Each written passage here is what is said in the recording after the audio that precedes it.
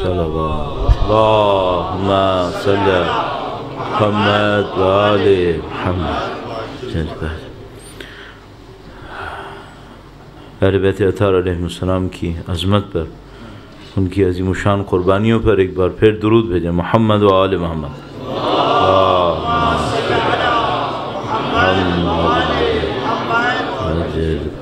فاتحہ۔ بسم اللہ الرحمن الرحیم الحمد للہ رب العالمین الرحمن الرحیم مالک یوم الدین ایاک نعبد و ایاک نستعین اهدنا الصراط المستقیم صراط الذین انعمت علیہم غیر المغضوب علیہم ولا الضالین۔ بار دیگر درود بھیجے گا محمد و آل محمد پر۔ صلی علی محمد و آل محمد وعجل فرج۔ اعوذ باللہ من الشیطان الرجیم، بسم اللہ الرحمن الرحیم۔ الحمد للہ رب العالمین، والصلاة والسلام علی سید الانبیاء والمرسلین، حبیب الہ العالمین ابی القاسم محمد صلی علی محمد وعجل فرج، وعلی آلہ الطیبین الطاہرین، سیما بقیت اللہ فی الارضین۔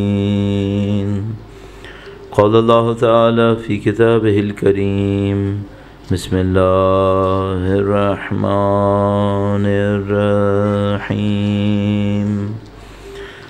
ام حسبت ان اصحاب الکہف والرقیم کانوا من آیاتنا عجبا۔ درود بھیجے گا محمد و آل محمد پر۔ صلی علی محمد۔ پروردگار عالم کا انتہائی لطف و کرم ہے، انتہائی احسان ہے، اس نے ہمیں اہل بیت اطہار علیہ السلام کی محبت، ان کی عقیدت نصیب فرمائی، سید الشہداء کے غم میں رونا نصیب فرمایا۔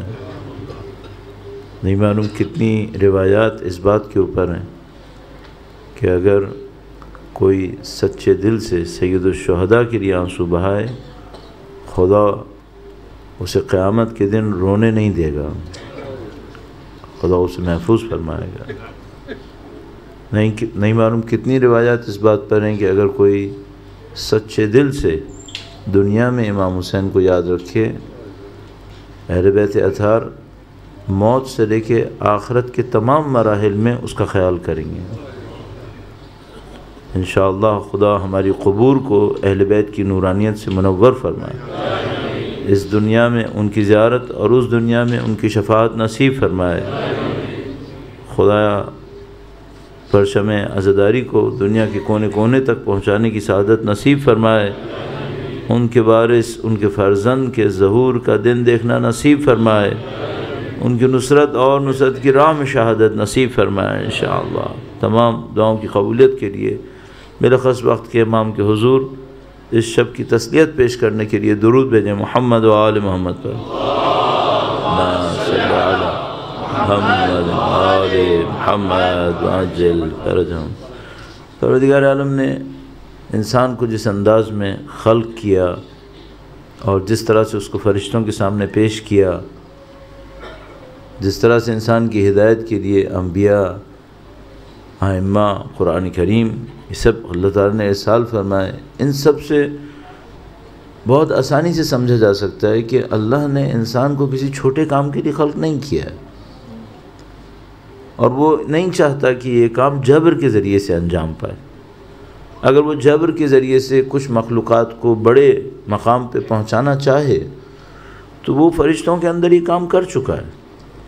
اس نے فرشتے خلق کیے ہیں، ان کے اندر اعلیٰ و عرفہ مقامات ہیں، وہ بڑے بڑے مناصب پہ فائز ہیں، اس کے لیے جنہوں نے کوئی جد و جہد نہیں کی، کوئی امتحان نہیں دیا، کسی سختی سے نہیں گزرے۔ لیکن اس کے بعد اس نے انسان کو خلق کیا، اور انسان کو جو خلق کیا تو وہ اس طرح سے خلق ہوا ہے کہ گویا جب وہ خلق ہوتا ہے تو اس کے اندر ایک پوٹینشل ہوتا ہے، ہر چیز کا پوٹینشل ہے۔ پریکٹیکلی وہ ایک زیرو کی پوزیشن پر ہے، پریکٹیکلی اس کے اندر کوئی کمال نہیں ہے، پوٹینشل ہے بہت سارے کمالات کا۔ وہ دنیا میں آئے گا اپنی ذمہ داریوں کے ساتھ، ان ڈیوٹیز کے ساتھ جو اس کو انجام دینی ہے، امتحانوں کے ساتھ۔ اس کے اندر آہستہ آہستہ آہستہ آہستہ اپنے آپ کو ایلیویٹ کرے گا، اپنے آپ کو ڈیولپ کرے گا۔ اس پروسیس کا نام تزکیہ ہے کہ انسان اپنے آپ کو پیوریفائی کرے گا، اپنے آپ کو بہتر سے بہتر بنائے گا۔ جو یہ کام کرے گا اس کو اللہ تعالیٰ فرماتا ہے کہ یہ وہ ہے جو سکسیسفل ہے، یہ کامیاب انسان۔ قد افلح من زکاہا وقد خاب من دساہا، کامیابی یہ ہے۔ اور جیسے کہ آپ کے سامنے کئی مرتبہ متعدد ذاکرین خطبہ علماء ارشاد کر چکے ہیں کہ 11 قسمیں کھانے کے بعد خداوند متعال نے یہ اسٹیٹمنٹ دیا ہے۔ صرف ایک جگہ خداوند متعال نے قرآن کریم میں 11 قسمیں کھائی ہیں، اور یہ وہ جگہ ہے۔ اب یہ تھا کہ یہی بات سمجھنا ہم لوگوں کے لیے مشکل پڑ رہی ہے، اور اس کی وجہ کیا ہے؟ اس کی وجہ یہ ہے کہ جس دنیا میں ہم رہ رہے ہیں اس دنیا میں فاؤنڈیشنز میں سب میں اختلاف ہے اس آئیڈیا کے ساتھ۔ اوپر کچھ چیزیں ہیں جو مل جاتی ہیں، لیکن فاؤنڈیشن میں بیس میں سب بالکل ڈیفرنٹ ہے۔ مثال کے طور پر جو شخص تزکیہ نفس کرے گا وہ سچ بولے گا، دنیا بھی کہتی ہے سچ بولنا چاہیے۔ جو تزکیہ نفس کرے گا وہ انسانوں کے کام آنے کی کوشش کرے گا، دنیا بھی کہتی ہے کہ انسانوں کو انسانوں کے کام آنا چاہیے۔ لیکن سوال یہ ہے کہ جو تزکیہ نفس کرے گا اس نے 3 مین ریالٹیز کو ایکسیپٹ کیا ہے، اور جو اس وقت دنیا کا سسٹم ہے وہ چونکہ وہ میٹیریل ورلڈ کے علاوہ قائل ہی نہیں ہے، مانتا ہی نہیں ہے، تو اس نے ان تینوں ریالٹیز کا انکار کیا ہوا ہے۔ فنڈامنٹل ڈفرینس یہاں پر ہے کہ مثال کے طور پر ہم اور آپ جو تزکیہ نفس کے قائل ہیں، قرآن کریم کے قائل ہیں، اہل بیت کو مانتے ہیں، وہ مانتے ہیں کہ اس دنیا کے پیچھے ایک خدا ہے۔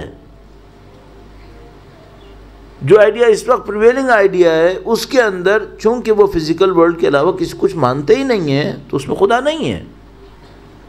ہم جو اس طرف کے ہیں تزکیہ نفس والے لوگ ہیں وہ یہ کہتے ہیں کہ انسان کے اندر نفس ہے جو امپورٹنٹ ہے، صرف باڈی نہیں ہے۔ تو ہم بیانڈ باڈی کسی چیز کے قائل ہیں۔ جس طرح ہم اس دنیا کے پیچھے خدا کو دیکھتے ہیں، اپنے بدن کے پیچھے روح کو دیکھتے ہیں جس کو نفس بھی تعبیر کرتے ہیں۔ جو پریویلنگ آئیڈیا ہے اس کے اندر سول کی کوئی امپورٹنس نہیں ہے ہی نہیں اصلاً، جو کچھ ہے وہ باڈی ہے۔ اور اس کے بعد تیسری چیز جو ہمارا ان کے ساتھ ڈفرینس بنتا ہے وہ یہ کہ ہم ایک آخرت کو مانتے ہیں، اور جو کچھ کرتے ہیں اس آخرت کو بہتر سے بہتر کرنے کے لیے جس کے رزلٹ میں دنیا بھی بہتر ہو جائے گی۔ اور اس طرف جو آئیڈیا ہے اس کے اندر آخرت کی کوئی گنجائش نہیں ہے۔ اب آپ کو اور مجھے جو ٹاسک ملا ہے وہ یہ کہ ان 3 آئیڈیاز کے ساتھ اپنے آپ کو امپروو کرو، اور اس میں ہمارے سامنے امامت کا کردار ہے۔ اچھا، ایک بات بہت سادہ سی ہے، آپ کسی انسان کو آفر کریں کوئی کام ہو جس میں لذتیں ہیں، آسانیاں ہیں، مزے زندگی کے، اور اس کے سامنے ایک اور کام آفر کریں جس میں سختیاں ہیں، پریشانیاں ہیں، کنٹرول ہے، کون سا آئیڈیا زیادہ پاپولر ہوگا؟ وہ جس کے اندر آسانیاں ہوں گی، مزے ہوں گے، لذتیں ہوں گی، اور جس کام میں سختیاں ہوں گی اس کو انسان سوچیں گے کہ اس کو نہ ہی کریں بہتر ہے۔ انسان کی طبیعت کے اندر آ گیا، اور اسی خاطر آپ دیکھیں کہ دنیا کے اندر بہت سارے لوگ ایسے ہیں کہ جو حتیٰ دنیا کی سکسیس کو بھی حاصل نہیں کر پا رہے. کیوں؟ ان کے اندر وہی فارمولہ حتیٰ دنیا کے لیے بھی آتا ہے. جب ان کو دنیا کے لیے بھی کنٹرول کرنا پڑتا ہے تو وہ کنٹرول نہیں کرتے.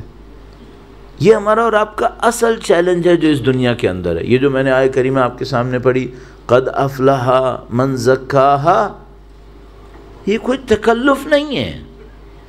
یعنی ایسا نہیں ہے کہ مثال کے طور پر ہم نے اپنی پوائنٹ آف ویو کو ایکسپلین کرنے کی خاطر، ایمفیسس کی خاطر یہ آیت رکھ دی. نہیں، 11 قسموں کے بعد ایک اسٹیٹمنٹ آیا ہے، یہ شخص کامیاب ہے. اب جو میری اور آپ کی زندگی کے اندر چیلنج ہوگا وہ یہ کہ دیکھیں کہ بھئی ہم اسی کو کامیاب کہتے ہیں یا کسی اور کو کامیاب کہتے ہیں.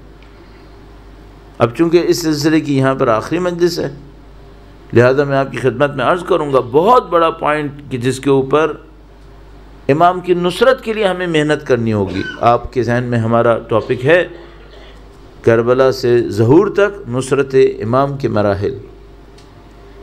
پریکٹسز کے ساتھ اور ان سے بڑھ کر جس کے اوپر بہت زیادہ ہمیں محنت کرنی پڑے گی وہ ویلیوز کا ایشو ہے.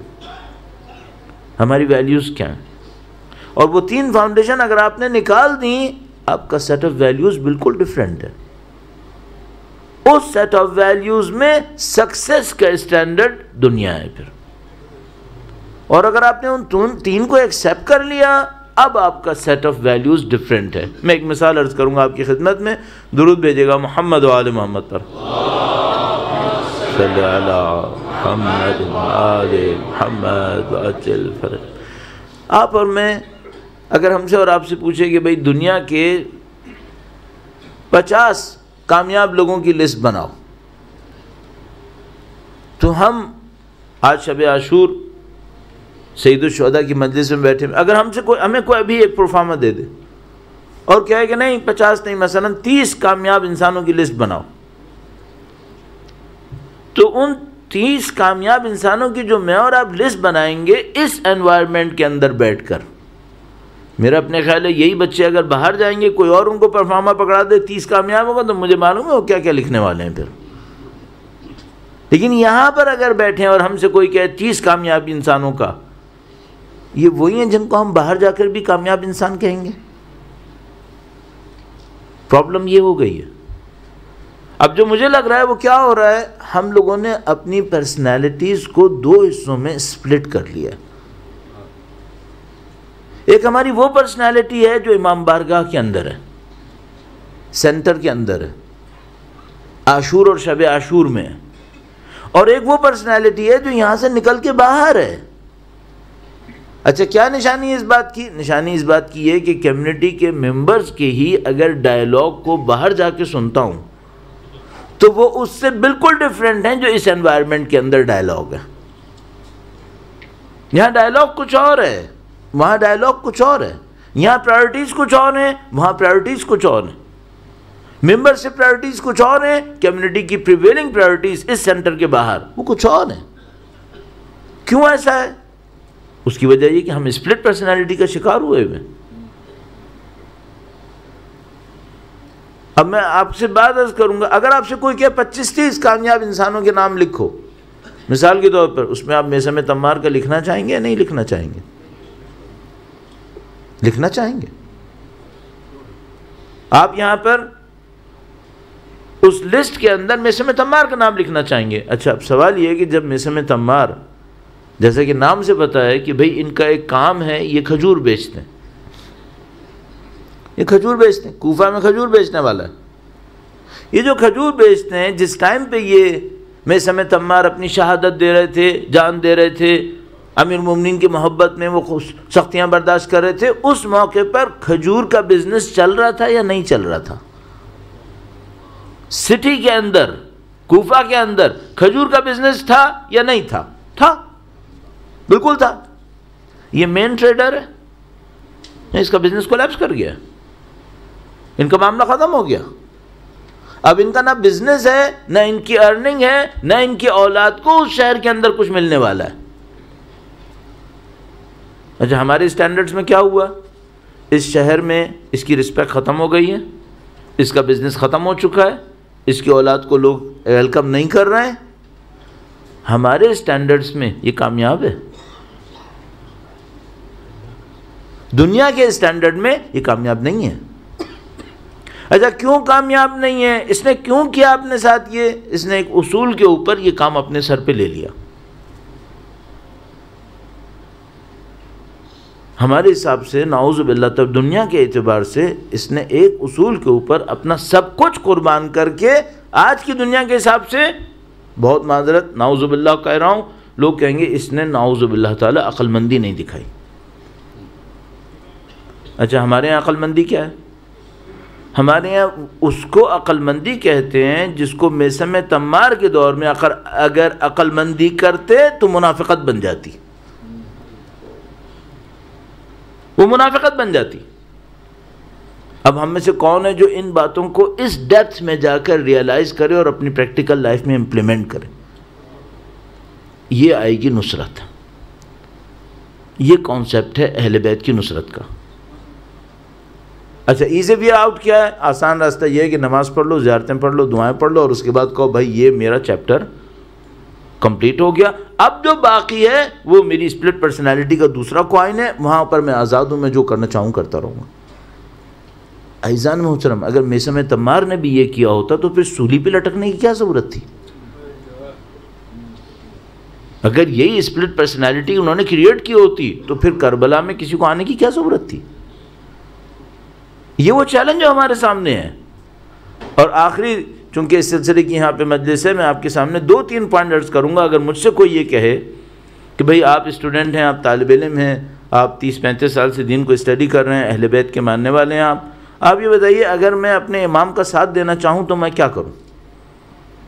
10 دن میں نے اس کے اوپر بات کی ہے، لیکن میں جا کے بالکل آخری پوائنٹس کے اوپر لانے کی کوشش کروں گا تاکہ یہ ڈسکشن کسی ایک کونے تک پہنچایا جا سکے۔ اگر کوئی کہے میں اپنے ساتھ کیا کروں کہ میں امام کا ساتھ دینے کے لیے تیار ہو جاؤں، اور میں آپ کی خدمت میں عرض کر چکا ہوں کہ مجھے معلوم ہے کہ دعائیں پڑھنی ہیں، مجھے معلوم ہے کہ اس کو عبادات کرنی چاہیے، جو واجبات ہیں، جو مستحبات ہیں، اس کے اوپر عمل کرنا چاہیے، اس کے علاوہ کیا کرے کہ اس کی زندگی اسے امام زمانہ کے نزدیک لے جائے کسی طریقے سے۔ ان کی ذات پہ درود بھیجے گا، محمد و آل محمد صلی علی محمد و آل محمد وعجل فرج۔ دیکھیے ایک عجیب رویہ ہے ہم لوگوں کا۔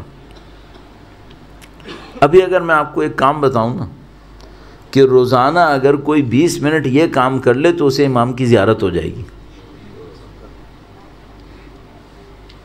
پتہ نہیں کتنے لوگ ہیں جو فوراً تیار ہو جائیں گے اپنے دل میں کہ یہ کام تو فوراً کر لینا ہے۔ کیوں؟ 20 منٹ میں۔ اچھا وہ یہ نہیں سوچ رہا ہے کہ جس کا 1150 سال سے انتظار ہو رہا ہے وہ کیا وہ 20 منٹ کی ایکٹیویٹی کا انتظار ہو رہا ہے؟ یہ کیوں نہیں سوچتے؟ یہ غیبت اور ظہور کے درمیان فاصلہ 20 منٹ ہے۔ غیبت اور ظہور کے درمیان فاصلہ 20 منٹ نہیں ہے، کوفہ اور میثم تمار کے برابر کا فاصلہ ہے۔ میثم تمار کے لیے ظہور ہے، کوفہ کے لیے غیبت ہے۔ یہ فاصلہ اتنا بڑا فاصلہ ہے۔ جب امام تشریف لائیں گے، جو ان کا ساتھ دیں گے، جو ان کا نہیں ساتھ دیں گے، اس میں فاصلہ دعائے عہد 6 منٹ کی ہے۔ یہ ہے تو میں کہوں گا اگر یہ فاصلہ 6 منٹ کی دعائے عہد کا ہوتا نا تو 1150 سال ہمیں نہیں لگنے تھے، پھر یہ اس سے پہلے ختم ہو چکا ہوتا معاملہ۔ یہ کچھ اور ہے۔ کیا ہے؟ ایک واقعہ آپ نے بہت دفعہ سنا ہوگا، میں بھی تیزی سے آپ کی خدمت میں عرض کر دوں۔ درود بھیجے گا محمد و آل محمد صلی علی محمد و آل محمد وعجل فرج۔ تاریخ میں نہیں معلوم کتنے لوگ ہیں جنہوں نے امام کے سامنے گڑ گڑا کے دعائیں کی ہیں کہ مولا ہمیں اپنا دیدار نصیب فرما دیں۔ آج بھی ایسے لوگوں کی کمی یقیناً نہیں ہوگی جو یہ چاہتے ہوں گے کہ امام کا دیدار ہو جائے۔ تو مثال کے طور پر کسی نے کسی سے پوچھا بھائی دیدار کیسے کرنا ہے، تو انہوں نے کہا کہ دیدار کرنے کے لیے فنا ایک ذکر ہے، اس ذکر کو آپ 40 دفعہ صبح پڑھیے، 40 دفعہ شام پڑھیے، 40 دن تک آپ پڑھیں گے، آپ کو زیارت ہو جائے گی۔ مشتاق ہو گیا کہ ابھی یہ تو بھائی یہ تو بہت اچھا کام ہو جائے گا، میں امام کی زیارت کر لوں گا۔ فلاں کام نہیں کرنا ہے، فلاں کام نہیں کرنا، انہوں نے ایکسیپٹ کیا کہ ہاں ٹھیک ہے میں نہیں کروں گا. 40 دن صبح پڑھا، 40 دن شام پڑھا، ذکر بھی میرے ذہن میں ہے، کہنے کا کوئی فائدہ نہیں ہے. 40 دفعہ 40 دفعہ صبح 40 دفعہ شام 40 دن تک پڑھ لیا. اس کے بعد اب 40واں دن ختم ہو گیا. اگلے دن وہ پہنچا، کہا استاد 40 دن ختم ہو گئے، زیارت نہیں ہوئی. کہا نہیں زیارت ہو چکی ہے. اس نے کہا کہ مجھے احساس ہی نہیں ہوا کہ زیارت ہوئی. کہا تم کل اس جگہ کے اوپر اس طرح گزرے تھے، ایک ہستی تمہیں نظر آئی تھی؟ ہاں نظر آئی تھی، وہ امام تھے. کہا لیکن میں تو کچھ پہچان نہیں سکا. کہا یہ ذکر دیکھنے کا تھا، پہچاننے کا نہیں ہے. دیکھ لو گے زیارت ہو جائے گی. زیارت ہو گئی معاملہ ختم ہو گیا. اچھا اب سوال یہ ہے کہ یہ زیارت تو بہت سارے دشمنوں کو بھی ہوئی ہے. کربلا میں تمام دشمنوں کو سید الشہداء کی اگر زیارت کا مطلب دیکھنا ہے تو دیکھا ہے انہوں نے. آپ دیکھنے کی زیارت کہتے ہیں یا معرفت کو زیارت کہتے ہیں؟ کسے زیارت کہتے ہیں؟ ہم معرفت کو زیارت کہتے ہیں. معرفت ہے جو زیارت لاتی. معرفت کیسے آئے گی؟ زیارت تو ہو جائے گی، معرفت کیسے آئے گی؟ معرفت لانی ہے. ایک اور بات کا، ایک آدمی پھر تڑپ رہا ہے، مولا مجھے آپ کا ساتھ دینا، آپ مجھے موقع نصیب فرمائیں. اچھا جو لوگ بھی اس طرح کی باتیں کرتے ہیں میں ان کی خدمت میں ایک بات عرض کروں گا. دیکھو ایک دفعہ ہے مثلا ہم جس سے کچھ مانگ رہے ہیں وہ ہمیں نہ جانتا ہو. تو مثال کے طور پر میرا کام کسی سے لگا ہوا ہے، میں جانتا ہوں یہ آدمی میرا کام کر سکتا ہے، لیکن وہ مجھے نہیں جانتا. اب میں 4 لوگوں سے کانٹیکٹ کرتا ہوں کہ بھائی تمہارا اس بندے کے ساتھ کوئی کانٹیکٹ ہے، کسی کے پاس اس کا کوئی نمبر ہو، کوئی جان پہچان ہو، تو تم مجھے انٹروڈیوس کروا دو اس کے پاس. اور وہ انٹروڈیوس کرواتا ہے، پھر وہ میرا کوئی کام کرتا ہے یا نہیں کرتا ہے ایک علیحدہ معاملہ ہے. ہم امامت کو کیسے دیکھ رہے ہیں؟ امامت کا انداز کیا ہے؟ امامت کا علم کیسا ہے؟ ابھی کچھ دوست ہم سے تذکرہ کر رہے تھے کہ بھئی کچھ لوگ ان میجر فنڈامنٹل عقائد کے اوپر کوشچن کر رہے ہیں. اس کو آپ جب بھی موقع ملے اچھی طرح اس کے اوپر اسٹڈیز کریں، اس کے اوپر آرگومنٹس ڈیولپ کریں، اپنے آپ سے اسٹڈی کرتے ہوئے کنونس کرنے کی کوشش کریں. پوچھیں اپنے آپ سے آپ کا عقیدہ کیا ہے؟ امام جانتے ہیں یا نہیں جانتے؟ اگر کوئی واقعاً امامت کو پہچانتا ہو، امامت کے منصب مرتبے کو پہچانتا ہو، علم کا انکار کر ہی نہیں سکتا. جامع علم کے بغیر امامت کا منصب ممکن ہی نہیں ہے. علم ہونے کا مطلب کیا ہے؟ علم ہونے کا مطلب یہ کہ جو میں اور آپ یہاں بیٹھے ہیں یہ بھی علم امامت میں ہے، یہ بھی قطعاً ہے. بھئی یہ جو ابھی میں اور آپ سید الشہداء کا ذکر کر رہے ہیں اور ان کی اولاد کا ذکر کر رہے ہیں، ان کے مصائب کے اوپر گریہ کریں گے، یہ امامت کو علم ہے یا نہیں ہے؟ علم ہے، یہ علم یقینی ہے. اچھا اس یقینی علم کے ساتھ اگر میں واقعاً ڈیزرو کرتا ہوں کہ امام کی خدمت میں پہنچوں تو وہ مجھے موقع نصیب کریں گے یا نہیں کریں گے؟ تو جتنا میں اور آپ اس بات کے اوپر کوشش کر رہے ہیں نا کہ ہم امامت کی اٹینشن کو لیں تاکہ وہ ہمیں موقع دیں، میں کہوں گا تم غلط سمجھ رہے ہو کہ ان کے پاس نعوذ باللہ ان تک مجھے رپورٹ پہنچانی ہے کہ میں قابل ہو گیا ہوں. نہیں، تمہیں انہیں رپورٹ نہیں پہنچانی ہے، تمہیں اپنے آپ کو قابل کرنا ہے. وہ تو خود پہچانتے ہیں، وہ تو خود پہچانتے ہیں. اور موقع نہ شعر پڑھنے کا ہے نہ شاعری کرنے کا ہے، لیکن فقط اتنا سا وہ جو بیان کرتے ہیں فارسی کے اندر ایک شاعر کا کہ بھئی وہ کہتا ہے کہ اپنی پیاس کو بڑھاؤ، پانی پلانا والا پیاسے کو پہچانتا ہے. اپنی پیاس بڑھاؤ، جو پانی پلانے والا ہے وہ پیاسے کو جانتا ہے. چلانے کی ضرورت نہیں ہے کہ میں پیاسا ہوں. پیاس بڑھاؤ، پیاس بڑھاؤ، یعنی اپنی ایلیجبلٹی کو بتاؤ، بہتر بناؤ. خود بخود امام کا دیدار ہوگا، خود بخود امام کی طرف سے نصرت نصیب ہوگی. کیسے ہوگا؟ مثلا اسٹینڈرڈز کیا ہیں، رکاوٹیں کیا ہیں. اب کوئی آدمی مجھ سے پوچھا بالکل چلو پریسائزلی بتاؤ کیا کرنا ہے، میں 2 باتیں کہوں گا اس سے. ایک آدمی بہت تڑپتا ہے امام کا دیدار ہو جائے، امام کی نصرت کا موقع مل جائے. اسے کوئی بتاتا ہے کہ تم جاؤ فلاں شہر کے اندر، فلاں ایک آدمی مارکیٹ کے اندر رہتا ہے، پتہ نہیں کتنی دفعہ آپ نے سنا ہوگا، فلاں مارکیٹ کے اندر ایک آدمی ہے وہ لاکس صحیح کرتا ہے، جا کے اس سے ملو۔ وہ جاتا ہے اس مارکیٹ کے اندر، ڈھونڈتا ہے وہ ایک بوڑھا آدمی ہے وہ لاک صحیح کرتا ہے، وہ برابر میں کھڑا ہو جاتا ہے، دیکھتا ہے ایک خاتون آئی ہے اس کے پاس لاک بیچنے کے لیے، وہ لاک صحیح کرتا ہے، پوچھا کہ یہ تم کتنے میں خریدو گے؟ مثلاً ایسے ہی میں کرنسی کو بھی چینج کر رہا ہوں، یونٹس کو بھی چینج کر رہا ہوں، نمبرز کو بھی چینج کر رہا ہوں، مثلا اس نے کہا کہ بھائی یہ جو لاک ہے یہ خراب ہے، اس کو صحیح کرنے کا 1 روپیہ لگے گا، آپ کچھ بھی بول دو، اس کا 1 لگے گا، اگر آپ اس کو ایسی خراب بیچو گے تو میں 4 میں خریدوں گا، صحیح، اگر آپ اس کو صحیح کرا لو میں 5 میں خریدوں گا، اگر آپ نے مجھے خراب بیچا ہے تو میں 4 میں خریدوں گا، اگر آپ اس کو صحیح کرا کے لے آؤ میں 5 میں لے لوں گا۔ تو اس نے کہا کہ دیکھو میں ساری مارکیٹ میں دکھایا تھا، کوئی اس کو 3 میں بھی نہیں لے رہا تھا، تم نے ڈائریکٹ 4 کی آفر کر دی، ٹھیک ہے، تو تم ایسا کرو، مجھے تو 3 بھی کوئی نہیں دے رہا تھا، میں تم کو یہ لاک دیتی ہوں، 3 مجھے دو، معاملہ ختم، 1 تم اور کما لو اوپر سے۔ اس نے کہا کہ دیکھو 4 میں دینا ہے تو دو ورنہ جاؤ، 4 میں دینا ہے، 4 میں دینا ہے تو دو، ایک سکہ کم نہیں، 4 میں لوں گا، 3 میں نہیں لوں گا، 4 میں لوں گا، 4 میں دینا ہے تو ورنہ جاؤ۔ اس نے دعائیں دی، چلو ٹھیک ہے 4 دو، 4 لیے، چلی گئی۔ تو یہ آدمی دیکھ رہا تھا کہ میں یہاں کیوں کھڑا ہوں، جس نے واقعہ دیکھا تھوڑی دیر میں اس نے احساس کیا جیسے امام پیچھے آ گئے، اور امام نے آ کر کہا کہ تم اتنے امانت دار بنو تو ہم تمہارے پاس بھی آئیں گے، اتنے آنیسٹ بنو۔ اچھا یہ آپ کی کمیونٹی ہے، آپ یہاں پہ تشریف فرما ہیں، آپ یہاں پہ زندگی گزار رہے ہیں، آپ میں سے بہت سارے لوگ کہہ رہے ہیں میری طرح میں بھی یہ کہہ رہا ہوں مجھے امام کی نصرت کرنی ہے، آپ بھی یہی کہہ رہے ہیں، ہمیں کیا کرنا چاہیے؟ ایماندار بنو۔ طاقتور کے سامنے تو سب سیدھے چلتے ہیں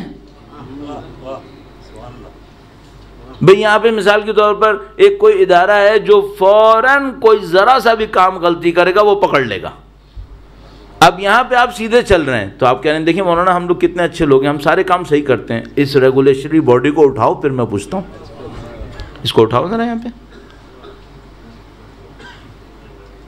طاقت کے بل پہ تو ظالم بھی صحیح چلتا ہے، جو امانت داری ہم سے چاہیے، ایمانداری ہم سے چاہیے، وہ یہ نہیں چاہیے کہ کوئی طاقت سر کے اوپر چل رہی ہے، کیوں؟ وہ تو حساب کتاب نفع نقصان کا ہے کہ بھئی اگر میں یہاں 2 روپے کمانے کے لیے ڈنڈی ماروں گا 4 روپے کا نقصان ہو جائے گا، فائن مار دے گا، وہ 4 کا نہیں بلکہ 400 کا بھی شاید کر دے، تو اس کی خاطر میں کیوں 2 روپے کی ڈنڈی ماروں؟ نہیں، اس کی بات نہیں ہو رہی ہے۔ کب بات ہو رہی ہے؟ بات اس وقت ہو رہی ہے جب تمہیں اور خدا کے سوا کسی کو نہیں پتا کہ تم کر کیا رہے ہو، یہ بات وہاں کی ہو رہی ہے، بات وہاں کی ہو رہی ہے، کوئی کمپلسن کرنے والا نہیں ہے آپ کے اوپر، آپ ہیں اور آپ کا نفس ہے، آپ ہیں اور آپ کا خدا ہے، آپ ہیں آپ کا امام ہے، آپ بتاؤ کیا کیا، اب کتنے امانت دار ہیں؟ جو بھی اپنے اوپر محنت کرنا چاہتا ہے تاکہ امام کا ساتھ دے، میں اسے کہوں گا 2 کام کر لو، زندگی آسان، البتہ زندگی آسان امام کے سامنے، باقی تو مشکل ہی مشکل ہوگی۔ ایک بات کیا ہے؟ نمبر 1 امانت دار بنو، چاہے کمزور ہو چاہے بے خبر ہو، دھوکہ مت دو، چاہے کمزور چاہے بے خبر، جو پہلے سے جانتا ہے اسے آپ کیا دھوکہ دو گے؟ جو پہلے سے طاقتور ہے اس کے سامنے تو تم ویسے ہی سیدھے بن جاؤ گے، میں اور تم سب سیدھے بن جائیں گے۔ جو بے خبر ہے اور جو کمزور ہے اس کے سامنے امانت داری دکھاؤ، اس کے سامنے امانت داری دکھاؤ۔ ایک بات، دوسری ایک اور بات سمجھ میں، اب یہ اس کے اوپر میں مزید ایمفیسس نہیں کروں گا، ٹائم بہت کم ہے، اس کو میں نے آپ کی خدمت میں عرض کر دیا، یہ اسٹینڈرڈ ہے۔ اگر کوئی شخص اس کے اوپر محنت کرے کہ میں امانت دار بنوں گا، کمزور اور بے خبر کے سامنے بھی اسی طرح کام کروں گا جیسے کوئی بہت طاقتور ہے اور سب کچھ جانتا ہے، اگر کوئی اس لیول کے اوپر آ جائے اس کا مطلب ہے اس نے خدا کی وجود کو قبول کر لیا ہے، اس نے خدا کو پریکٹیکلی ایکسیپٹ کر لیا ہے کہ نحن اقرب الیہ من حبل الورید، اس نے مان لیا۔ یہ جو خدا کا ایمان ہے یہ اس انسان کو کہیں سے کہیں لے جائے گا۔ اور میں نے آپ کی خدمت میں چیلنج کے طور پہ عرض کر دیا، جو بھی ہمارے سامنے کہنا چاہ رہا ہے میں امام کی نصرت کرنا چاہ رہا ہوں، میرے جیسا انسان بھی مثلا بولتا چاہ رہا ہے، آپ کے سامنے بھی اس لیے کہتا ہوں تاکہ مجھے بھی یاد رہے اور میرے نفس کے اوپر بھی گرفت رہے کہ بھائی تم نے سب کے سامنے بولا تھا۔ وہ کیا کرو؟ بے خبر اور کمزور اس کے سامنے امانت دار بن جاؤ۔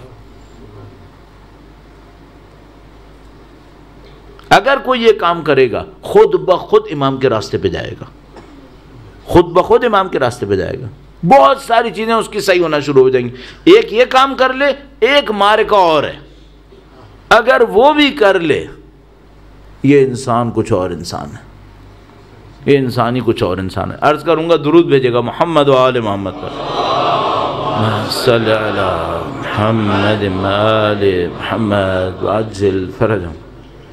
علم اخلاق کے اندر، ہماری عام بول چال کے اندر ہم لوگ ایک لفظ استعمال کرتے ہیں، وہ کہتے ہیں سچ۔ ایک ہوتا ہے سچ یا سچائی، صحیح؟ ایک سچائی سے ہی ایکسٹریکٹ ہوا ایک اور ورڈ ہے، گرچہ اسی میننگ میں آ سکتا ہے، اس کو ہم کہتے ہیں صداقت۔ وہی میننگ آ جائے گا سچائی، لیکن تھوڑی سی ایک ڈیپتھ ہے، تھوڑی سی ایک ڈیپتھ ہے۔ وہ کیا؟ تھوڑا سا اسٹیجز میں دیکھتے ہیں۔ ایک آدمی سچا ہے، سچے کا مطلب کیا ہے؟ جھوٹ نہیں بولتا۔ اچھا ٹھیک ہے، جھوٹ تو نہیں بولتا، تو یہ کرتا ہے، ہاں یہ ڈرامے کرتا ہے، تو یہ کرتا ہے، کہہ رہا ہے کہ میں سچا ہوں۔ سچے کا مطلب کیا ہے؟ سچ بولتا ہے، لیکن سچ کو اتنا ٹویسٹڈ بولتا ہے کہ اپنا کام نکال لیتا ہے، صحیح ہے؟ اس میں دو پرابلمز ہیں، اس میں دو پرابلمز ہیں۔ نمبر ایک، اس کے اندر اور باہر میں فرق ہے، اندر اور باہر میں فرق ہے۔ یہ جو اندر اور باہر کا فرق ہے، علم اخلاق میں اس کو منافقت کہتے ہیں، علم اخلاق میں اس کو منافقت کہتے ہیں۔ اچھا یہ سچ تو ہے لیکن صداقت نہیں ہے، یہ سچ ہے ظاہری طور پر، سچ بولتا ہے لیکن ٹویسٹڈ سچ بولتا ہے، گما پھرا کے سچ بولتا ہے، خود کچھ سمجھ رہا ہوتا ہے، سامنے والے کو پریٹینڈ کچھ اور کرتا ہے۔ اس کے اندر سچ ہے بھی، تب بھی اس کے اندر صداقت نہیں ہے۔ کیوں؟ اس کے اندر صداقت کے بالکل اپوزٹ، یہ اوپر سے کچھ اور دکھا رہا ہے، اندر سے کچھ اور کر رہا ہے۔ ایک بات۔ دوسرا ایک اور مسئلہ ہے، اس کے اندر دوسرے انسان کے لیے ہمدردی ہے، اپنے انٹرسٹ کو پریورٹی دیتا ہے، دوسرے کو حتیٰ نقصان پہنچا رہا ہے۔ سچ بول رہا ہے، جھوٹ بول رہا ہے، ممکن ہے کہ سچ ہی بول رہا ہے، یہ بھی صداقت کے خلاف ہے۔ بس اب میں عرض کر رہا ہوں دوسری صفت جو مجھے اور آپ کو چاہیے وہ کیا ہے؟ صداقت۔ صداقت کا مطلب کیا ہے؟ نمبر ایک، اندر اور باہر کو ایک کر لو، پہلے تو زبان کا سچ ہو، زبان پہ جھوٹ نہیں ہو۔ نمبر دو، اندر اور باہر ایک کر لو۔ نمبر تین، دوسرے کے لیے برا مت سوچو، دوسرے تک اچھائی پہنچانے کی سوچ لو۔ جب بھی کسی سے ملیں یہ سوچیں میں اسے کیا دے سکتا ہوں، اچھا کیا دے سکتا ہوں۔ ہم لوگوں کے سارے بزنسز الٹے پہ بنے ہیں، الٹے پہ بنے، اور وہ کس پہ بنے؟ وہ یہ کہ ایک دفعہ پھنس تو جائے، اور اب منافقت میں وہ جگہ آ گئی ہے کہ میرا جیسا آدمی مثلا یہ کہے گا میرا چہرہ دیکھ کے پھنسے تو صحیح، پہلے یہ دیکھ کر کہ مومن ہے آئے تو صحیح، یہ دیکھ کے کہ اہل بیت کا ماننے والا ہے آئے تو صحیح۔ جھوٹ نہیں بولوں گا، باقی سب کر دوں گا میں۔ ہم دین کو دھوکہ نہیں دے سکیں گے، یہ خدا کا نظام دھوکے میں نہیں آئے گا ہمارے۔ اگر ہمیں واقعاً دین کی حقیقت تک پہنچنا ہے، واقعاً امامت کی نصرت تک پہنچنا ہے، میں گارنٹی سے عرض کر رہا ہوں اس کے بغیر کام نہیں چلے گا۔ اس کے بعد میں اور آپ جو کرنا چاہیں، مثال کے طور پر کوئی کہے میں اتنے عمل کرتا ہوں، اتنی زیارتیں پڑھ رہا ہوں، اتنا یہ کر رہا ہوں، اتنا وہ کر رہا ہوں، اثر نہیں ہوگا جو ہم لینا چاہ رہے ہیں۔ کیوں؟ یہ بنیاد ہے دین کی، دین کی بنیاد سچائی کے اوپر ہے۔ کونوا مع الصادقین اور اس جیسی آیات کریمہ روایت، یہ سب اس کے اوپر بنی ہوئی ہیں۔ امامت کی نصرت ان لوگوں نے کی ہے کہ جن کے اندر یہ کوالٹیز پائی گئیں۔ بس آج میں نے اس کے اوپر تھوڑا سا اضافہ کیا اور چند جملے اور بڑھاؤں گا اور آپ کی زحمت تمام کروں، وہ یہ کہ نمبر 1 آپ کی اور میری امانت داری ٹاپ کلاس پر ہو، اور یہ جو امانت داری میں اور آپ ایمانداری دکھائیں، یہ ایمانداری طاقتوروں اور باخبر لوگوں کے سامنے نہیں ہے صرف، بلکہ یہ بے خبر اور کمزور کے سامنے بھی، اس کے سامنے زیادہ احتیاط کریں۔ اس کے ساتھ آپ نے اور میں نے کیا ایمانداری دکھائی جس کو پتہ ہی نہیں کہ کیا کیا۔ اور اگر میں آپ کی مثالیں دینا شروع کر دوں تو وہ تو خیر بزنس پلان سامنے آ جائیں گے بہت سارے، اس کو تو چھوڑ ہی دیں پھر۔ اور دوسری بات میں نے عرض کی کہ آپ اور میں دوسرے کی بھلائی سوچیں، صرف برائی نہ سوچیں، دوسرے کا فائدہ سوچیں۔ اگر یہ 2 کام میں نے اور آپ نے کر لیے، ممکن ہے مجھ سے کوئی کہے اگر یہ کر لیں گے تو ہمارا بزنس خوب فلورش کرے گا، تو میں کہوں گا شاید کرے گا، اور اگر خدا نے تمہیں اگلے لیول کے لیے ایکسیپٹ کر لیا تو شاید نقصان بھی ہوگا۔ کیوں؟ یہ میں نے تجربے سے دیکھا ہے کہ جس کو خدا اگلے لیول کے لیے ایکسیپٹ کرتا ہے اس نے بہت سختیاں اٹھائی ہیں۔ یہ آپ کا چوائس ہے، آپ نے اس دنیا کے اندر اپنے آپ کو کامیاب ثابت کرنا ہے، یا آپ نے اصل میں سوچا ہے کہ میں اس دنیا میں اپنے آپ کو کامیاب ثابت کروں گا۔ عرض کر رہا ہوں، کل بھی روایت عرض کی تھی، اگر آخرت پہ توجہ دے گے دنیا بھی مل جائے گی، کل بھی عرض کیا آپ کی خدمت میں، لیکن میں ابھی یہ بات نہیں کروں گا، میں کہوں گا تھوڑا اوپر آ جاؤ، دنیا قربان کرنے کی سوچ لو۔ کس کی طرح؟ حضرت میثم تمار کی طرح۔ کھجور کا بزنس ختم ہو گیا؟ نہیں ہوا، ہو گیا۔ کامیاب تھے یا نہیں تھے؟ یہ چیلنج ہے، چیلنج یہاں پر ہے۔ اگر کوئی اس کام کو کرے گا امامت کی توجہ نصیب ہو جائے گی، ان کے راستے پہ آگے بڑھے گا۔ تو سمری بالکل کرتے ہوئے 3 پوائنٹس ہمیں اور آپ کو اپنی زندگی کے اندر فوراً چاہیے۔ درود بھیجے گا محمد و آل محمد پر، محمد آل محمد وعجل فرجہ۔ نمبر 1 ایک کنٹرول چاہیے، کنٹرول کے بغیر کام نہیں ہوگا۔ اپنی لائف کے اوپر ایک خاص کنٹرول، اس کنٹرول کے ساتھ ایک کیلکولیشن۔ وہ کیلکولیشن کیا ہے؟ میرے کیریکٹر میں کون سی ایسی چیزیں ہیں جو مجھے امام سے نزدیک لے جا سکتی ہیں۔ ہم لوگ بعض اوقات کچھ چیزیں کہہ دیتے ہیں، سید الشہداء کے فرش ازا کے صدقے میں لوگ اسے مان لیتے ہیں، دل پہ اثر ہو جاتا ہے۔ میں جا کے باہر بولوں گا نا، اثر نہیں ہوگا، یہاں پہ امام حسین کے ذکر کی وجہ سے اثر ہو جاتا ہے۔ تو میں ان سے عرض کروں گا بار بار ایک کیلکولیشن کرتے رہو، بار بار، میں اور آپ ہمیشہ کرتے رہیں۔ وہ کیا؟ ہمارے کیریکٹر میں کون سا پوائنٹ ہے جو ہمیں امام سے روک سکتا ہے، اسے ریموو کرو۔ چھوٹی چھوٹی ایفرٹس بعض اوقات بہت بڑے بڑے مقام دے دیتی ہیں، چھوٹی چھوٹی ایفرٹس۔ دیکھیے ان 10 دنوں کے اندر میں نے چھوٹے چھوٹے بہت سارے پوائنٹ آپ کی خدمت میں عرض کیے ہیں۔ مجھے 30-35 سال ہو گئے اس طالب علمی کے اندر، میں نے کچھ سیکھنے کی کوشش کی ہے، وہ میں نے آپ کے ساتھ چھوٹے چھوٹے پوائنٹ شیئر کیے، نماز کے بارے میں شیئر کیا، تسبیح کے بارے میں آپ کی خدمت میں عرض کیا۔ اسی طریقے سے زندگی کے اندر کیسے کیلکولیشن کی جائے، کیسے کنٹرول کیا جائے، آپ کی خدمت میں عرض کیا۔ نماز کے سلسلے میں صرف ایک پوائنٹ اور عرض کروں گا، اچانک میرے ذہن میں آ گیا، وہ یہ کہ جب بھی آپ نیت کرنے لگیں 2-3 کام کر لیں۔ نمبر 1، ایک دفعہ استغفار کر لیں۔ 2 نمازوں کے درمیان گناہ کیے ہوں گے، فجر کی نماز پڑھی، اب ظہر کی نماز چند گھنٹے گزرے، کچھ گناہ ہو گئے ہوں گے، استغفار کر لیں۔ نمبر 2، آیت اللہ بہجت فرماتے تھے کہ امام زمانہ کو مدد کے لیے بلاؤ۔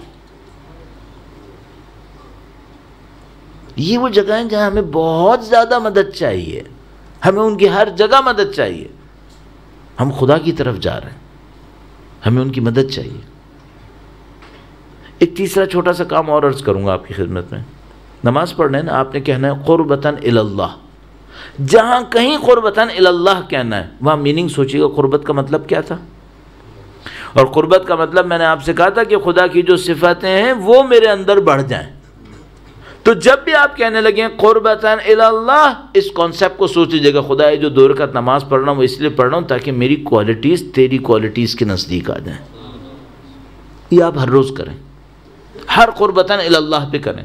فائدہ کیا ہوگا؟ آپ کو یاد آئے گا یہ نماز پڑھ کیوں رہا ہوں۔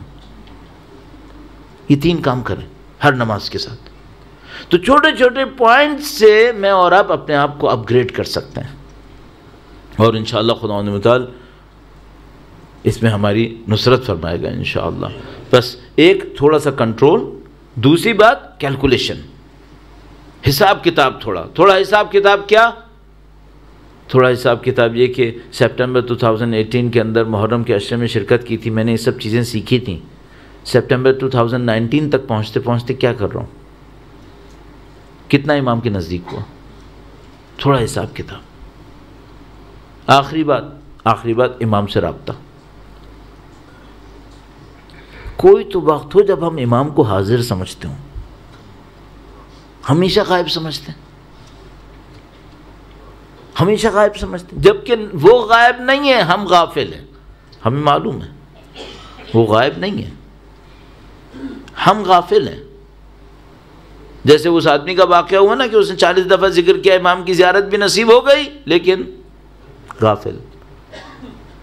ہمارے پاس روایت موجود ہے، ایسا ہوگا جب امام تشریف لائیں گے بہت سارے لوگ کہیں گے ہم نے انہیں دیکھا ہے، لیکن کیسے دیکھا تھا؟ غفلت میں دیکھا تھا۔ بس حقیقت یہ ہے کہ وہ غائب نہیں ہے، ہم لوگ غافل ہیں۔ تو آپ اور میں کیا کریں؟ اپنے رابطے کو ان کے ساتھ بڑھا دیں۔ اچھا، پریکٹیکلی رابطہ کیسے بڑھائیں؟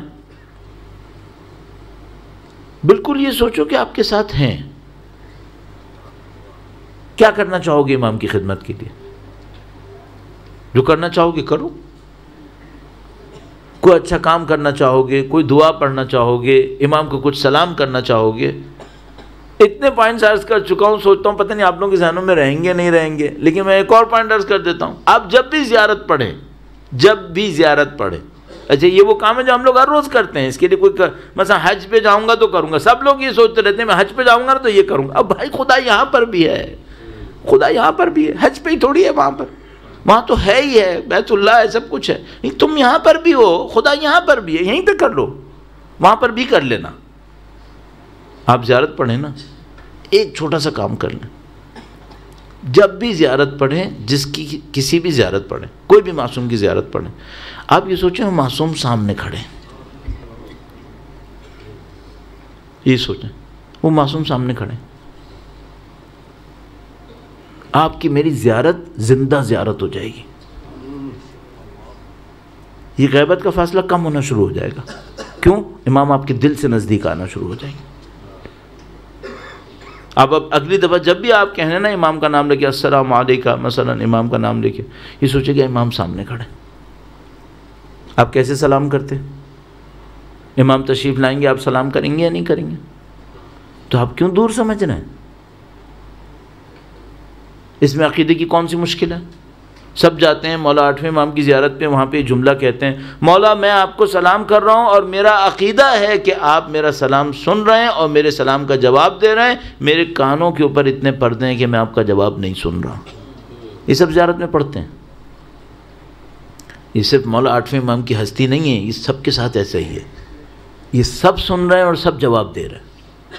ہم لوگوں نے تیار ہی نہیں کیا۔ آپ کو یہ دیکھنا ہے آپ کی نماز اچھی ہے یا آپ کی نماز ڈسٹریکٹڈ ہے۔ ایک اسٹینڈرڈ، نماز کا بالکل آخری حصہ کون سا ہے؟ سلام۔ وہ سلام کس کے اوپر سلام سے شروع ہوتا ہے؟ نبی خدا پر۔ دیکھیے گا اس میں آپ کا ذہن کہاں ہے؟ نماز کے آخر میں آتے آتے آپ نے سلام کرنا ہے نبی کو ایک۔ اگر یہ سلام آپ نے توجہ سے کیا ہے، چھوٹی سی ایک نشانی ہے کہ نماز صحیح چل گئی ہے۔ اور اگر اس سلام میں آؤٹ آف مائنڈ ہے، اس کا مطلب کیا ہے؟ اس کا مطلب ہے یہ نماز گئی، پڑھ تو لی ہے، کام نہیں ہوا۔ اگر نماز میں کام صحیح ہوتا نا تو نبی کو سلام صحیح کرتا۔ اسٹینڈرڈ بنا لیں۔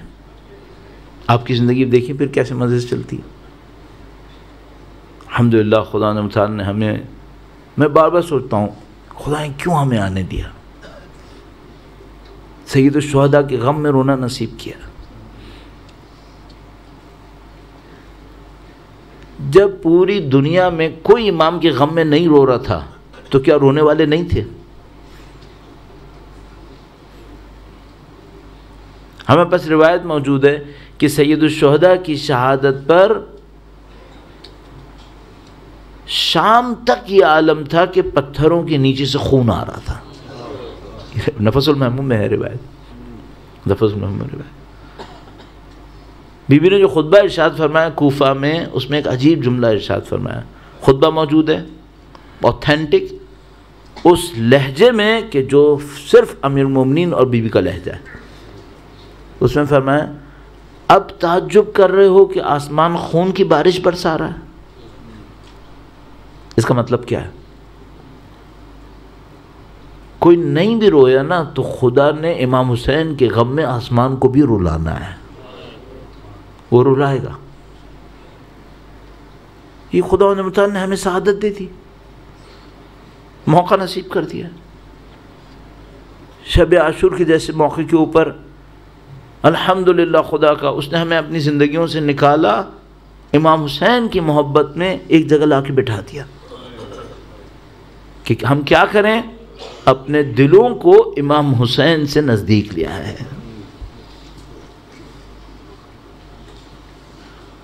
امام حسین کون ہے؟ امام حسین صاحب کوثر.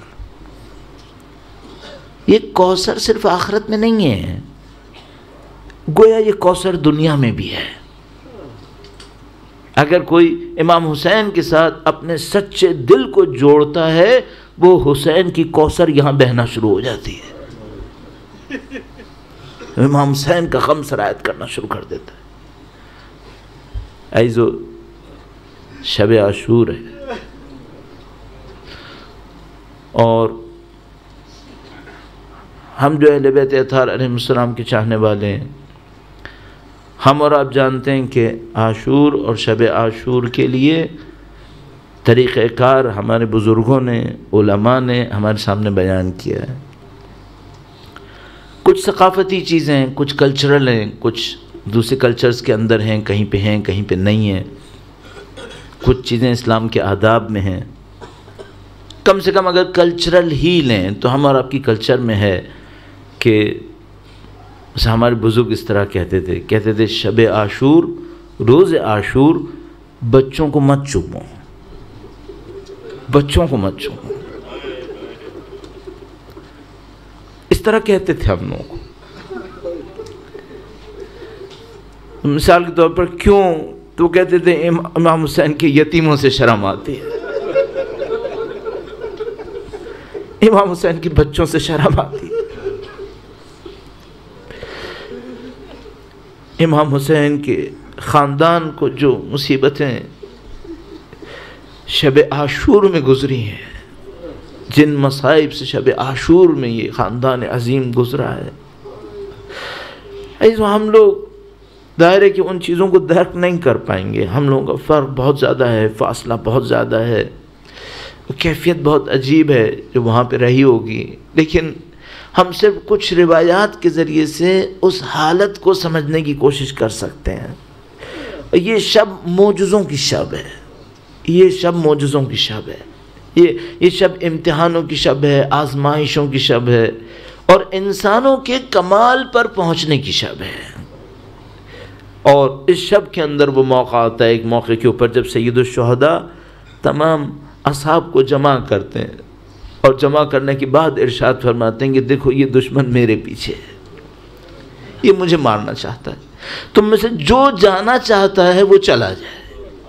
سید الشہداء حضرت مسلم بن عقیل کی شہادت کے بعد یہ جملہ پہلے بھی کہہ چکے تھے کہ میں نے بیعت تم لوگوں پر سے اٹھا لی ہے، میری بیعت کا کوئی دباؤ تمہارے اوپر نہیں ہے، جس نے جانا ہے وہ چلا جائے. سید الشہداء نے اس جملے کو دہرایا، ایک جملہ اور بڑھا دیا اور کہا کہ دیکھو اگر کوئی یہ سمجھ رہا ہے کہ یہاں پہ جانے سے جنت سے محروم ہوگا تو میں جوانان جنت کا سردار ہوں، میرے نانا نے مجھے یہ منصب دیا، تم سب جانتے ہو. میں تمہیں ضمانت دیتا ہوں کہ میں تمہاری جنتوں کو دور نہیں ہونے دوں گا. یا اللہ، محبت اور ہمدردی کا یہ اظہار کتنا عجیب اظہار ہوگا. ای تو 1400 سال کے بعد میں اور آپ سن کے روئے ہیں، ذرا سوچنا حبیب ابن مظاہر کتنا روئے ہوں گے. خدایا کتنا کریم امام ہے، کتنا چاہنے والا امام ہے، مشکلوں سے دور کرنا چاہتا ہے، جانے والوں کو کوئی ایک لفظ نہیں کہنا چاہتا، اس کے بعد ان کی جنتوں کی ضمانتیں بھی دے رہا ہے، اور اس کے بعد ایک اور جملہ کہا، دیکھو اگر تمہیں شک ہے نا کہ ہم باہر جائیں گے لوگ ہماری سرزنش کریں گے، تو ان بچوں میں سے کسی ایک کو پکڑ کے لے جاؤ اور کہنا میں بچوں کو بچا کے لایا۔ بہانہ بھی دے رہے ہیں، کہہ رہے ہیں کہ تم اگر مشکل میں پڑو تو دنیا کو بتانے کے لیے تمہارے پاس ایک لفظ ہوگا، کہہ دینا کہ ہم بچوں کو لے کر آئے ہیں۔ چراغ بجھا دیا تاکہ اگر کوئی شرم کی وجہ سے نہیں جانا چاہتا تو اندھیرے میں چلا جائے۔ اس کے بعد جو چراغ جلایا تو عجیب منظر دیکھا، تمام اصحاب سر جھکا کے رو رہے ہیں۔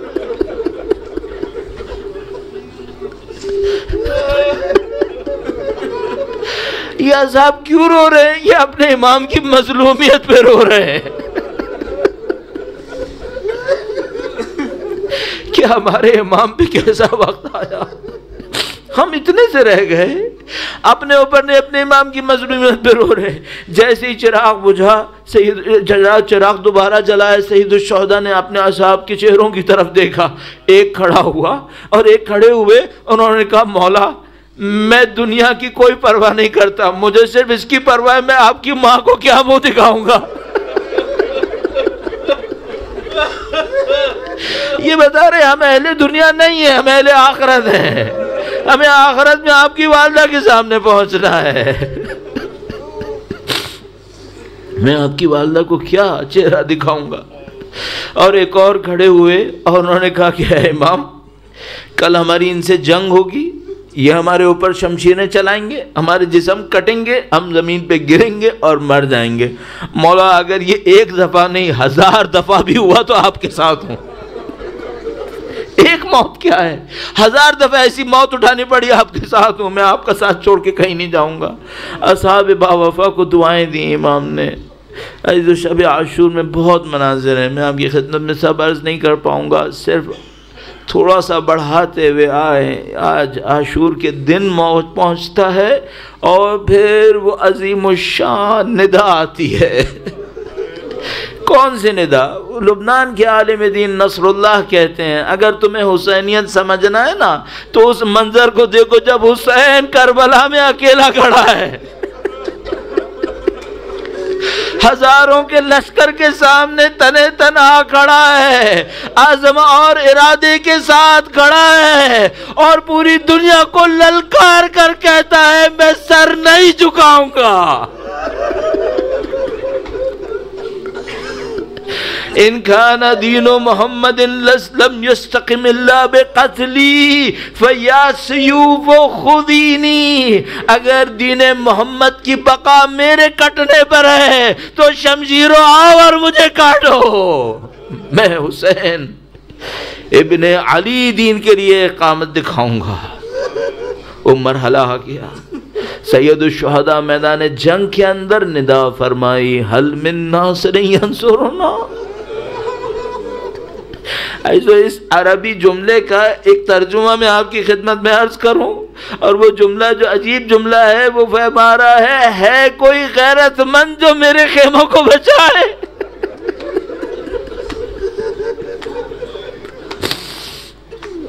ہے کوئی جو خیموں کو بچائے۔ سید الشہداء نے جب یہ ندا دی تو خواتین کے خیموں سے بکا گریا کی آوازیں بلند ہونا شروع ہوئیں۔ سید الشہداء گویا خواتین کے خیمے کے سامنے آئے اور فرمایا لا حول ولا قوت الا باللہ العلی العظیم، تاکہ خواتین کو احساس رہے کہ ابھی حسین زندہ ہیں، امام حسین کا سایہ باقی ہے۔ جب یہ ندا اٹھی تو عزیز و حسین کی فوج کا آخری مجاہد میدان میں آنے کے لیے تڑپنا شروع ہو گیا۔ جب امام کا لشکر مدینے سے چلا تھا تو بہت سارے سپاہیوں کو سب نے دیکھا تھا کہ اس میں علی اکبر ہیں، اس میں قاسم ہیں، اس میں عباس ہیں، لیکن تقریباً قطعاً کسی نے نہیں دیکھا کہ اس میں ایک اور مجاہد بھی ہے۔ اس وقت اس کی سن مبارک اتنا کم ہے کہ کسی نے اس کو مجاہد شمار ہی نہیں کیا، لیکن عزیزو یہ حسین کا وہ معصوم مجاہد ہے جو تمام شہادتوں پر معصومیت کی سند لگانے کے لیے آیا ہے۔ یہ سند لگائے گا اپنے معصوم خون سے کہ یہ سارا کام عصمت کے کام پر ہوا۔ اور اب جو امام حسین خیمے کے سامنے آئے، بچے نے تڑپنا شروع کر دیا، گریہ کی آوازیں آنا شروع ہوئیں۔ امام حسین خیمے کے سامنے آئے اور کہا بچے کو مجھے دو، شاید پانی کا کوئی بندوبست ہو۔ عزیزو ایک عجیب مرحلہ آیا، صبح سے اب تک ماؤں نے بچے بھیجے تھے، اور جس ماں نے بچہ بھیجا تھا اس کو پتا تھا کہ بچہ واپس نہیں آئے گا۔ اب باری ام رباب کی ہے اور بچہ 6 ماہ کا ہے۔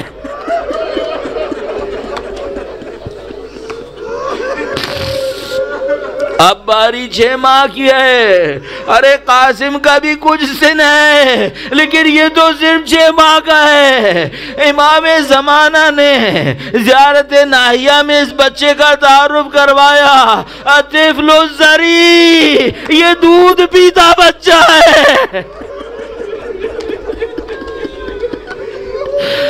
طفل الزری المرمی، امام نے تعارف کروا دیا بچے کا، اور بی بی نے صبر و تحمل کے ساتھ اپنا بچہ امام حسین کے حوالے کر دیا۔ سید الشہداء بچے کو لے کر میدان کربلا کے اندر آ گئے۔ عزیزو نہیں معلوم کیا کچھ ہو رہا ہوگا، اوپر فرشتوں میں بھی کوہرام بپا ہوا ہوگا کہ خدایا تو نے ابراہیم سے بھی جو قربانی دلوائی تھی تو ماں کو اتنا دور کیا تھا، ابراہیم کی آنکھوں میں پٹیاں بندھوائی تھی، اسماعیل کو بندھوا دیا تھا کہ باپ بچے کے تڑپنے کو احساس نہ کرے۔ اے خدایا نہ حسین کی آنکھوں پہ پٹی، نہ علی اصغر کا جسم بندھا، اور ماں بھی دیکھ رہی ہے۔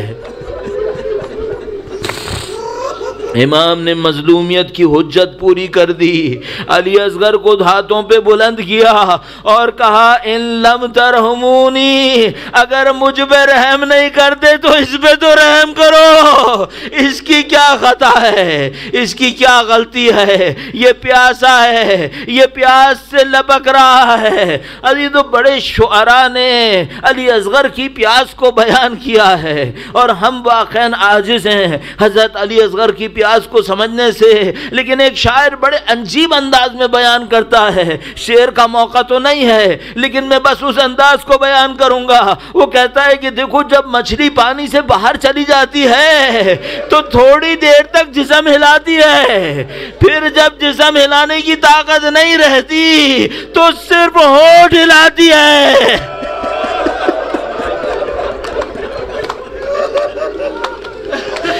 یہ علی اصغر شاید صرف ہونٹ ہلا رہا ہے۔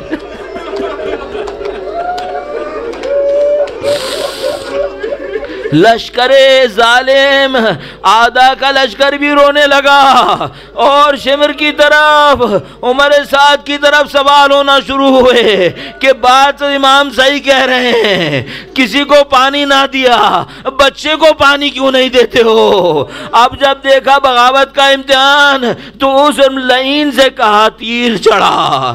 اس نے کون سا تیر چڑھایا؟ اس نے وہ تیر چڑھایا جو جانوروں کے پاؤں کاٹنے کے لیے ہوتا تھا۔ اپنی کمان میں سخت ترین تین چڑھایا، اور ایک اور پوچھنے والا پوچھتا ہے، بیان کرنے والا بیان کرتا ہے، حرملہ نے عمر سعد سے پوچھا باپ کا نشانہ لوں یا بیٹے کا؟ تو کہتا ہے علی اصغر کے گلے کی سفیدی کا۔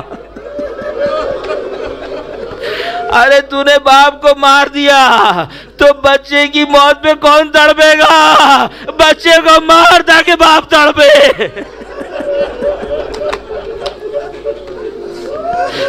ارے کس کو تڑپا رہا ہے؟ یہ فاطمہ کا بیٹا ہے، اس کو محمد مصطفیٰ اپنی گود میں لیتے تھے، تو حسین کو تڑپا رہا ہے۔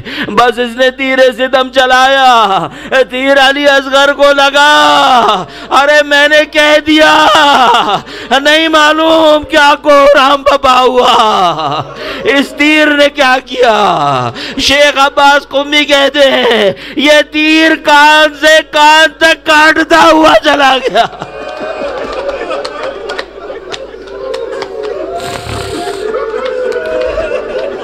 میں نے زیارت ناحیہ کا حوالہ دیا، امام زمانہ نے فرمایا تھا الطفل الزری۔ اب ایک اور تعارف ہے، علی اصغر کا ننھا سا خون امام حسین کے ہاتھوں میں آیا، امام حسین نے خون کو دیکھا، امام زمانہ فرما رہے ہیں المسعد دماؤہ بالسماء، یہ وہ بچہ ہے جس کا خون آسمان پر گیا۔ المسعد دمہ بالسماء، یہ علی اصغر ہے، یہ وہ قربانی ہے جو خدا فرماتا ہے گوشت اور خون نہیں جاتا، خدا قربانی قبول کر لیتا ہے۔ علی اصغر کو قبول کر لیا گیا۔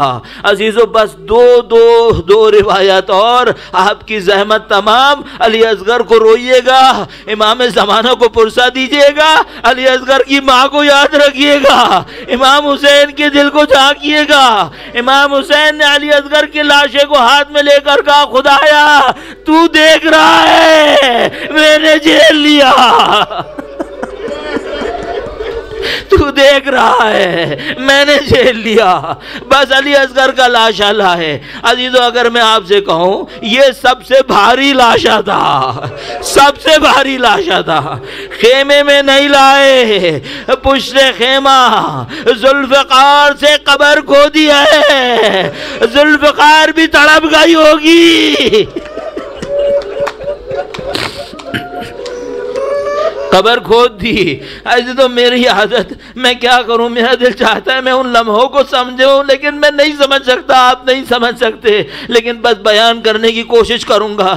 آپ نے قبر میں دفن ہونے کا منظر تو دیکھا ہوگا نا اپنی زندگی کے اندر، جب ہم قبر کھودتے ہیں لاشے کو اوپر لٹاتے ہیں، اب ذرا سوچنا کربلا کی گرم مٹی ہے، علی اصغر کا خشک لاشا ہے، امام نے گرم مٹی پہ رکھنا ہے، مٹی اوپر سے ڈالنی ہے۔ اب بس ایک جملہ پوچھوں گا، امام نے چاہا ہوگا کہ پانی چھڑک دوں؟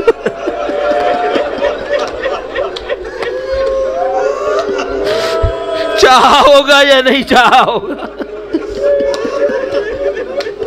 اب کیا کریں، ماں کو کیسے بتائیں تیرے بیٹے کے ساتھ کیا ہو گیا؟ ام رباب نے بس ایک جملہ فرمایا، ارے کہیں تیرے جیسے بھی ذبح ہوتے ہیں، میرے بچے تو کیسا ذبح ہوا؟